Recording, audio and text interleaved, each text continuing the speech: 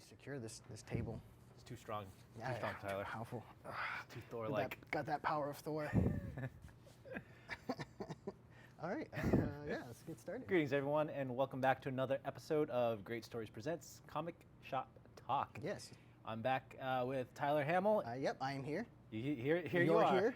Yep. We're both here. We're both here in, All right. live and in person. Yeah. And we are back, and we're talking about Thor. Thor, yes. So it's been a little over, like, what, 2 months now?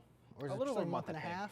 Yeah, because we've had 2 issues of Thor come out since our last video, which probably released around the same time the following issue had come out. What was that, like started? Yeah. Wait, can we say that? I think so. Okay, I don't know what the Yeah, with the regulations guidelines. are. You know what? Post-production, if we're not supposed to say stuff, you'll just bleep it out. We'll just say the C word. Yeah, the C word. Okay. Okay. So, like we're next time it comes up. So yeah, we had 2 new issues of Thor come out since the last video. Right, so issue 8 is the second part to the 2-part Hammerfell story. Yes. In which Thor has the fine idea that he's just gonna chuck the hammer down. No, well actually, let's back it up for just a second. yeah. Getting a little ahead.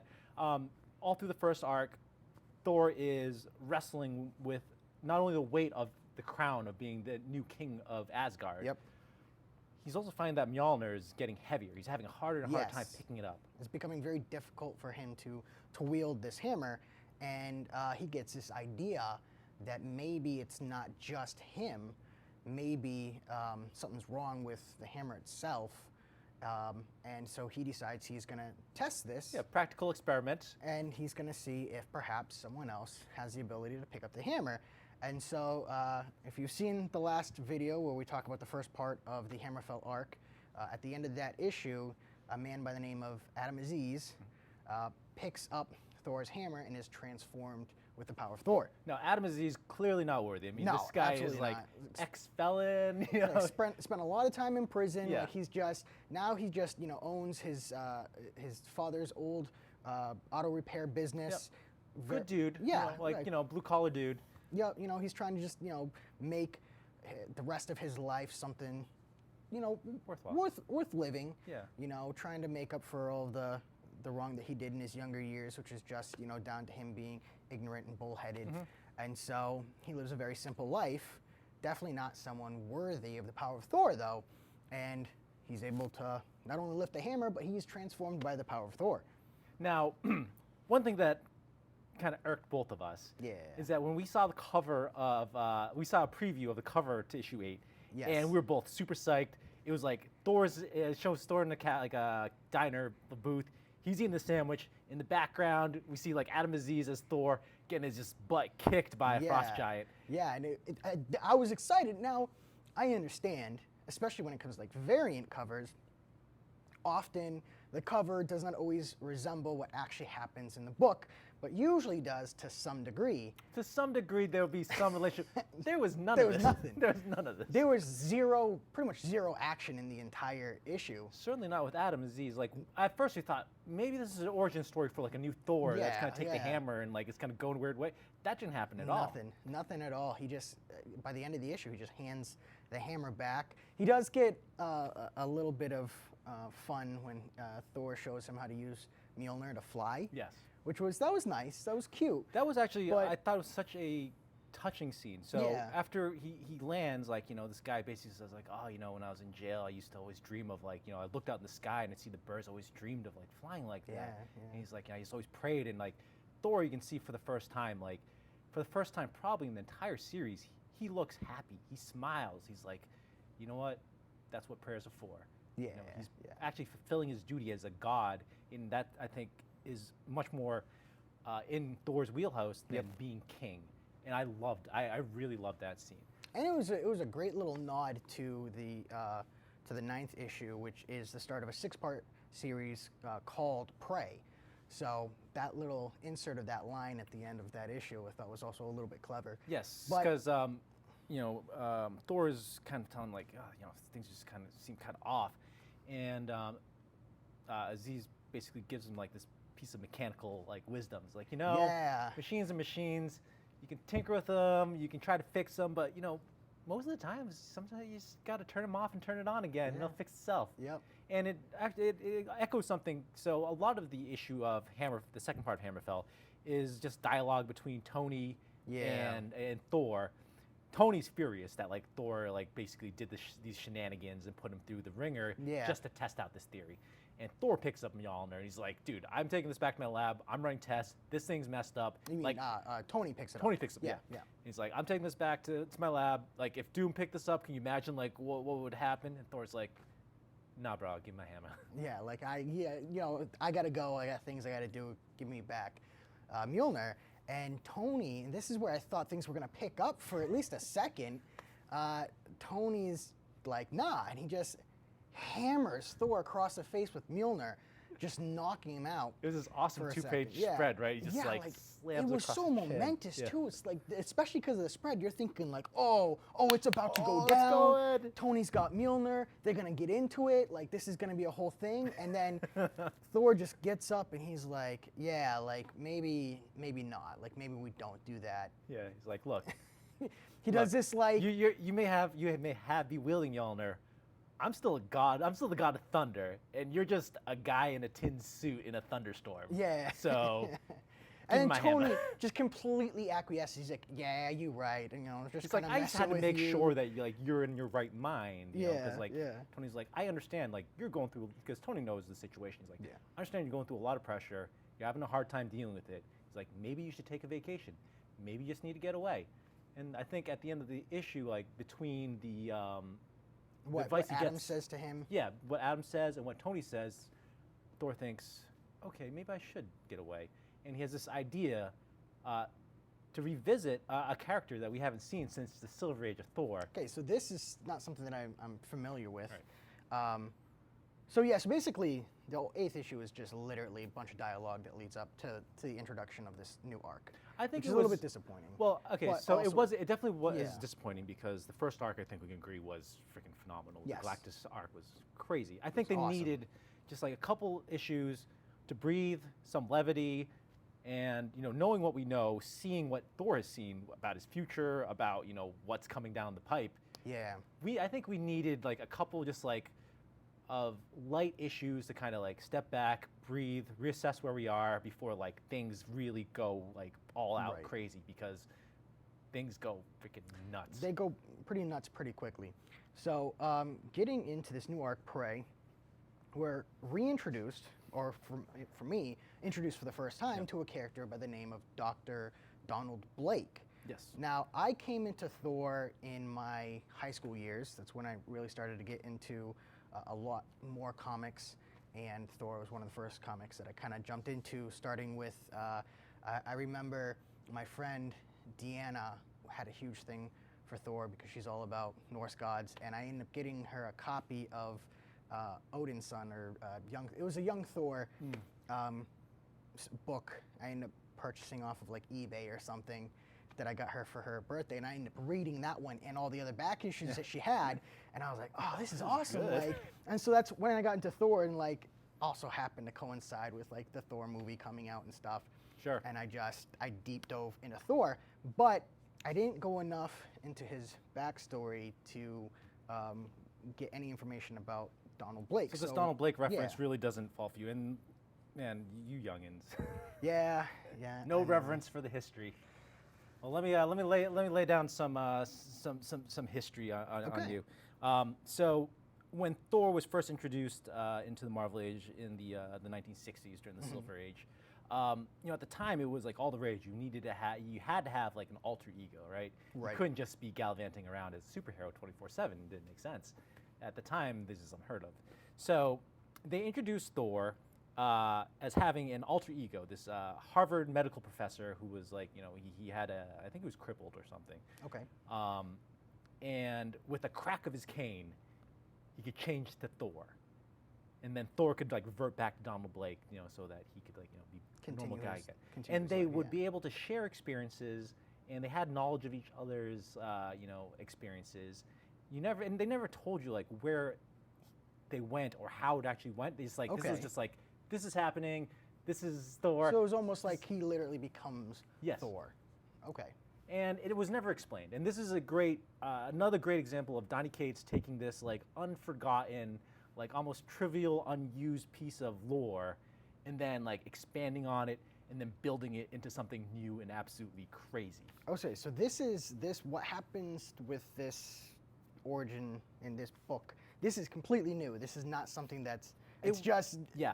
Okay. So later on, awesome. It was like kind of retconned where they said that where Odin had basically sent Thor, like the reason for, like they later explained that the reason why that Thor had to change back and forth between being Thor and Donald Blake is that Odin was trying to groom Thor to be, you know, more princely, to be more like ready for a king, and by sending him back as like a crippled human being, he had a better appreciation of like humanity.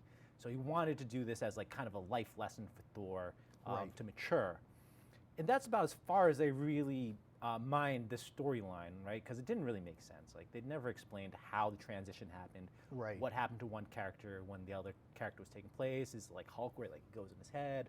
What happens? It's the same guy. It never really added up. So they kind of just like dropped it. He's Thor full time. That's kind of it.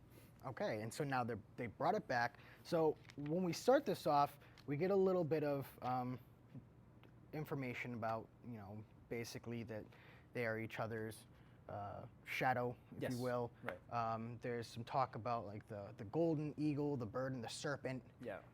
And this constant battle between Odin and the great serpent, and that eventually he would have to pass it down to Thor, which he does. And then, as you explained, he creates this shadow for Thor, so Thor can basically understand what that would eventually be for him. And so, it immediately, first page, well, both sides of the first page, we find out that this character, Dr. Donald Blake, he gets sent to a kind of pocket dimension of Odin's creation, and it's this like beautiful day in this, you know, quiet suburb. Everyone's nice, everyone's laid back. Very like, Stepford, right? Yeah, and Donald Blake just walks. Yeah. And as long as he is, you know, as long as Thor is in Thor mode, as long as Thor is out in the world, he is in this world just constantly walking, and he doesn't feel any sort of pain, he doesn't feel any sort of remorse or any sadness or anything. He's just happily walking along, staring up at the beautiful cloudless sky and just being happy. And when he is there, he never holds on to the memories of how long he had been there for. Yes, right. He has no concept of time, how long he's been in this place. Exactly. He just is. He's content, and he's okay with that. And this is all done through a spell that Odin casts. Yes. In order to, you know, just kind of keep him, I guess, happy while Thor's operating. Exactly. And so we get that little bit of information before we then move into what's actually going on with Thor. He is in Jotunheim. He's talking with Loki, and he's losing his shit. He's losing his mind. He has decided, you know what, I'm going to take Tony's advice. I'm going to take a little bit of a vacation. And, of course, Loki has called Thor out and says, you know, I know you're not telling me the whole truth. Like I'm the Prince of Lies, dude. Yep. Like I'm not, well, he's not the Prince of Lies anymore. He very explicitly talks about how he doesn't want to be the God of Lies anymore. Like, that's not him. Like God of the stories, mythology, that's me now. I've turned a leaf. But I was the God of Lies at one point. I can smell a lie from a mile away, and you're full of it, man. And of course, we know that in a prior issue, when Thor had lost Mjolnir for a moment, as he had accidentally cast it away, it did land in Jotunheim, and Loki was able to pick up Mjolnir. Yeah. And in my mind, I still see him kind of holding up, and he's going, "That's interesting."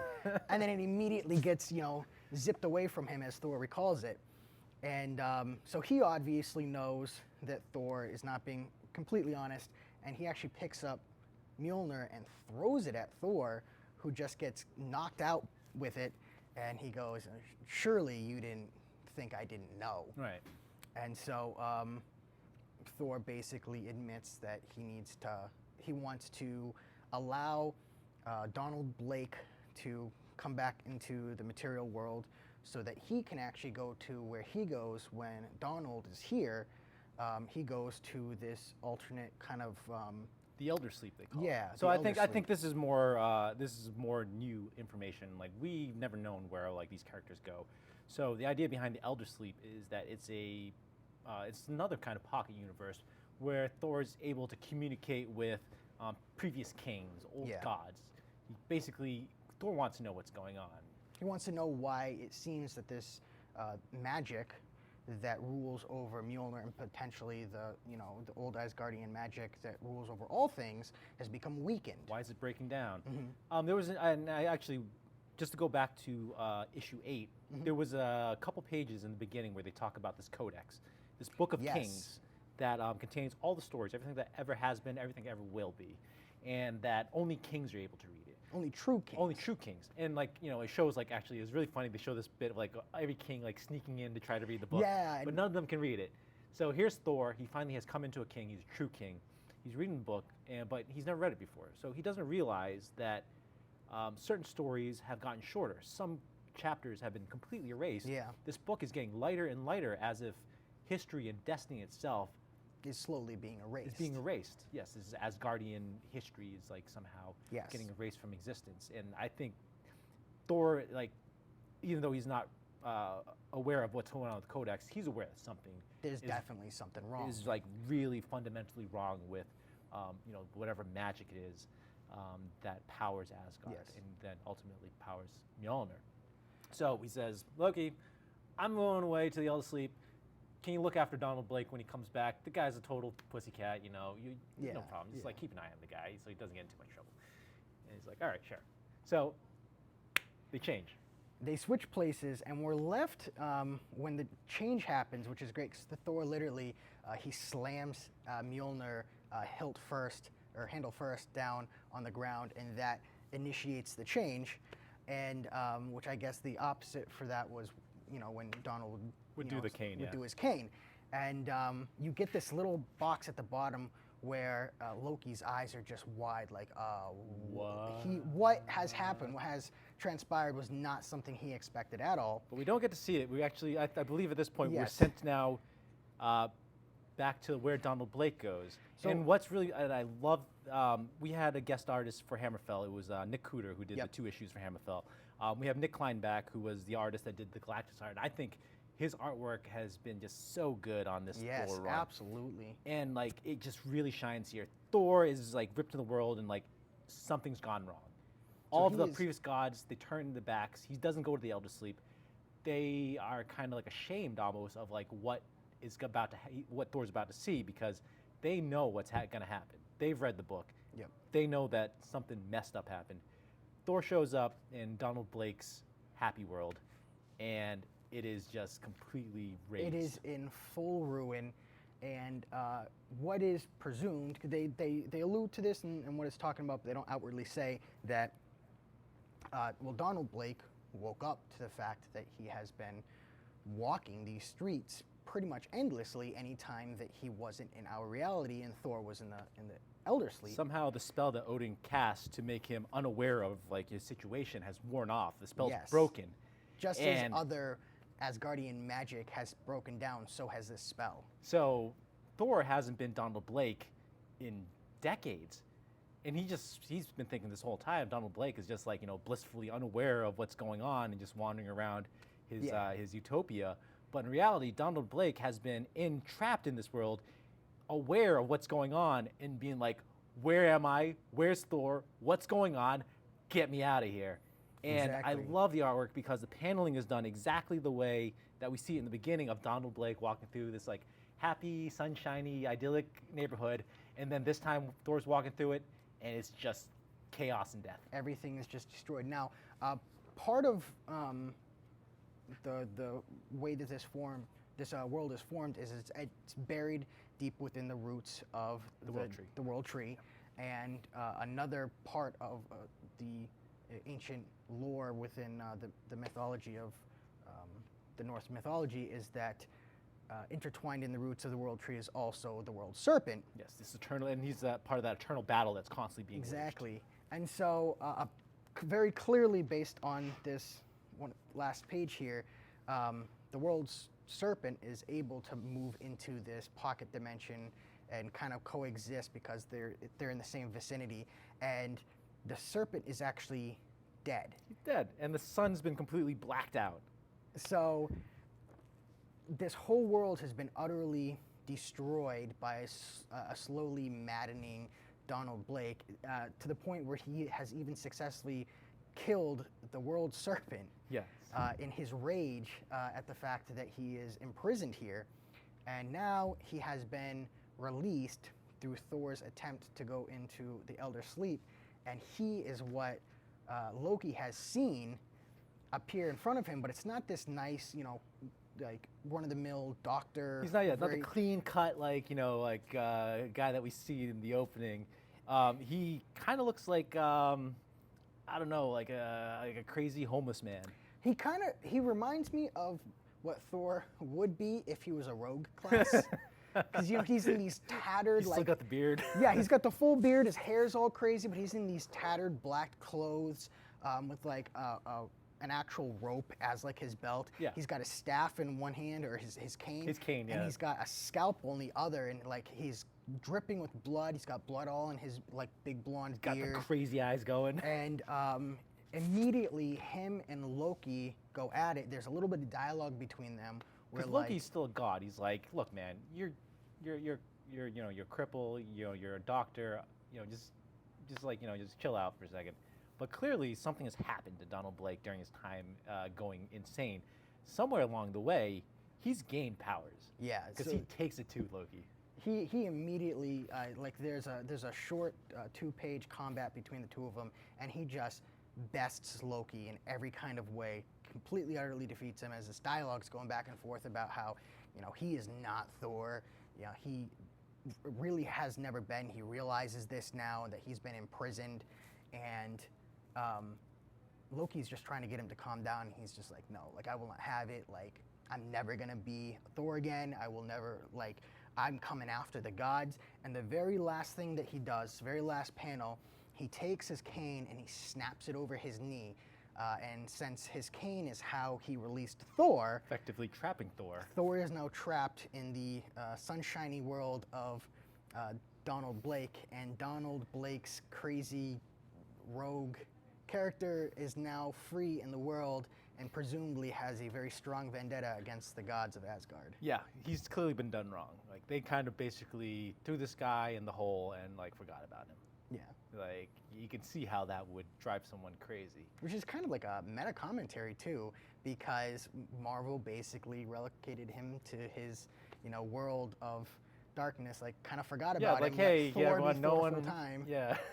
And now this character has returned after how many decades, and he's ready to be like, you know what, now it's my time and I'm never going back. I love that, the way they brought him back. Like, I thought when he's like, oh, you can go back to Donald Blake, okay, so we'll have this kind of like fun romp with like, this kind of nerd running around in like, Thor's universe and trying to figure out what's going on. Like, oh, what happened? Where have I been? Yeah. And it's been like, when I came last time I was here, there are no cell phones. What is that? Yeah, like how crazy is this going to be? And now, it's crazy. He's just a different level of crazy. He's a different type of crazy. He has taken decades to just, and I got to imagine too, like, he's not an idiot. He knows that there's chaos in the world, and he's trapped in this like perfect, like, nobody's ever upset. He doesn't feel really any kind of like bad emotions. Like, he's trapped in this world where everything's just perfect. Yeah. And he knows he shouldn't be there, and he knows there's no way out. And yeah, I probably would go mad too. Like, yeah, it's like Truman Show if like he never actually got out. Like, after a few years, he's just gonna he's gonna lose it. And he goes completely crazy. What'd you think about his outfit? Because like obviously, I felt like there was a design choice to make him look like a raven. Like, I thought those were like black feathers. Yeah, I can definitely kind of see that for sure. And I mean, I think that harks back to the whole idea that he was supposed to be like Thor's shadow, where Thor was the golden eagle, the bird, and he was the shadowy serpent. That climactic battle between the two that has been raging since the birth of the 9 realms. And here he is cloaked in black feathers, like he is now, I am Dark Shadow. Exactly, and I think it's kind of brilliant, and it's again like it's tattered, drenched in blood. Clearly, things have not been okay, and he has just taken this dark mantle to like the highest degree possible, and it's Well, let me ask you this, because for me, like, I came into this book, now granted, I haven't read, I'm not deep into the old Silver Age Thor. I haven't read a ton of it, but I'm aware of, who the history behind the character. Right. So I had this, like, I think I might have had a different take on this issue than you, coming in not knowing who this character is and just being like, well, who's this dude? But were you able to still like really enjoy this issue? Yeah, absolutely. Again, the action was kind of low because I mean most of it was like describing who Donald Blake was and like the world that he came from, and then you have this little bit of dialogue between Thor and Loki. So it wasn't a heavy action issue yet again, which is not bad because there was a lot of story that was being told, and then you're just thrown into this absolute chaos where like the beginning of the book tells you like, oh, this is the way that it kind of is, and everything's sunny and happy, and like now Thor's gonna go into the Odin sleep, and we're gonna get a little bit of what's going on with this other guy coming back into this world, and then immediately it just turn of the page shifts into like chaos mode, and it completely subverts the feeling that you're getting. I mean, even when he's talking with Loki, they're having a little back and forth where like Loki's like, I know you're leaving something out, like, come on, like, and Thor's just like, no, I swear, like, I'm not telling you anything, I just kind of need to rest, and then, it was kind of like a brotherly back and forth, but everything was very tamed. The entire book is pretty much tamed right up until Thor slams his hammer down to transform back into Donald Blake, and immediately turn of the page, everything is chaos. Yes. Like it's like that moment that Mjolnir hit the ground, that was like the snap that shifted the whole book into pure chaos. I love how this series has constantly been surprising. It's constantly like kind of led you down one path and then like completely just like head and you don't see it coming, but you're just so surprised and you're like, oh, that's awesome. It definitely has been. I mean, granted, I would prefer if in the future they don't give us like, I don't know, covers that suggest some things that never come to fruition. But you know what? To be fair, like hey, this isn't a Thor book at all. Who knows if we don't see Adam Aziz again? Like, like we don't know what's coming down the line. I was getting ready for what was spoiled at the end of issue 6. Was it? Yeah, issue 6, which was, that picture of Thanos, and he's got Mjolnir, and it's encrusted with all the Infinity Gems, and there's just all the undead Avengers and villains behind him, and it's like, that's what I was getting ready for. This caught me completely off guard, and it's going a completely different direction. Ultimately, Thanos is on the horizon, it's coming. But it shifted so quickly between all these different like stories of chaos that's all going to be coming together. So I'm a little bit excited to see where this goes, but also I'm hoping it's kind of a long journey, I think so. I think we're in for a good one. I think we're in for a lot of twists and turns. I mean, already we're only 9 issues in. Yep. And it's just been a roller coaster.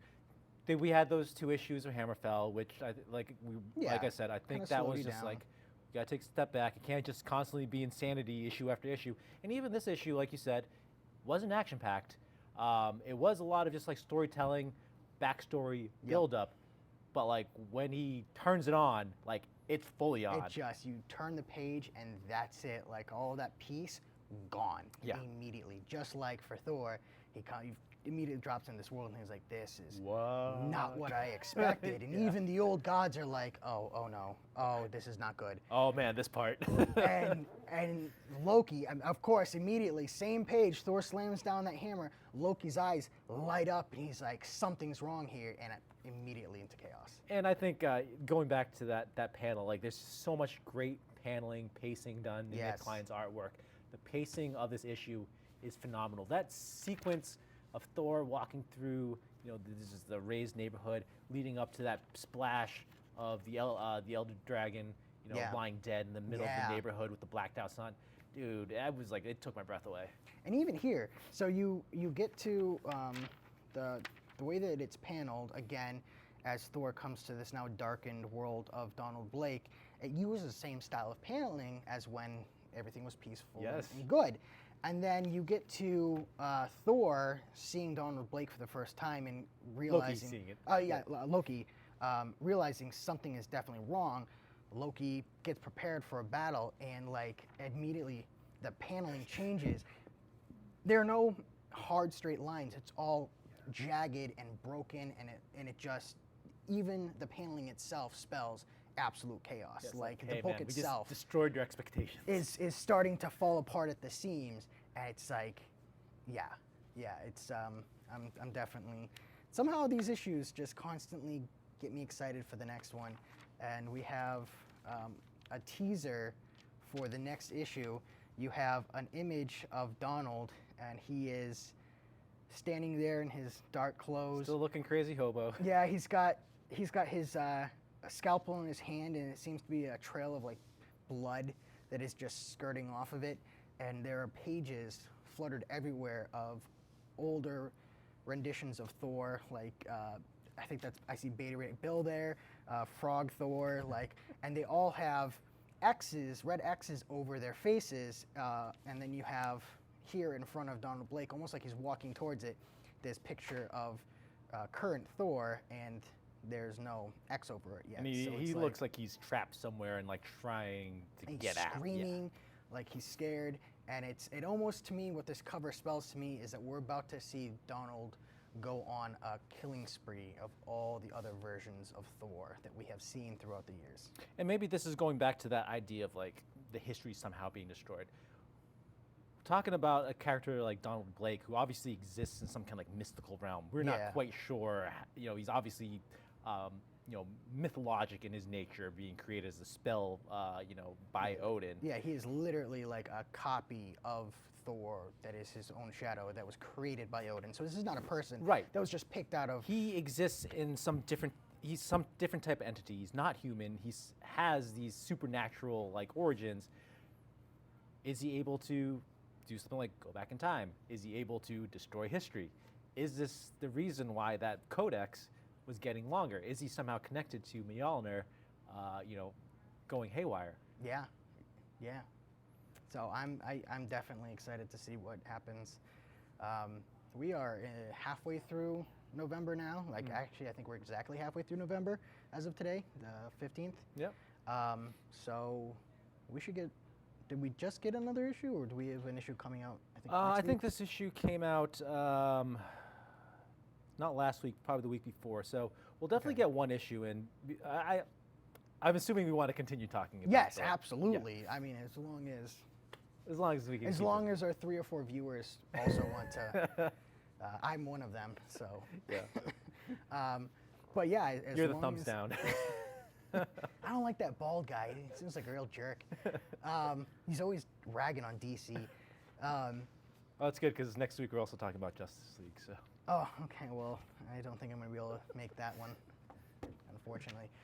Yeah, I definitely want to keep talking about this. This has been absolutely awesome. This is a highlight of my comic week. So.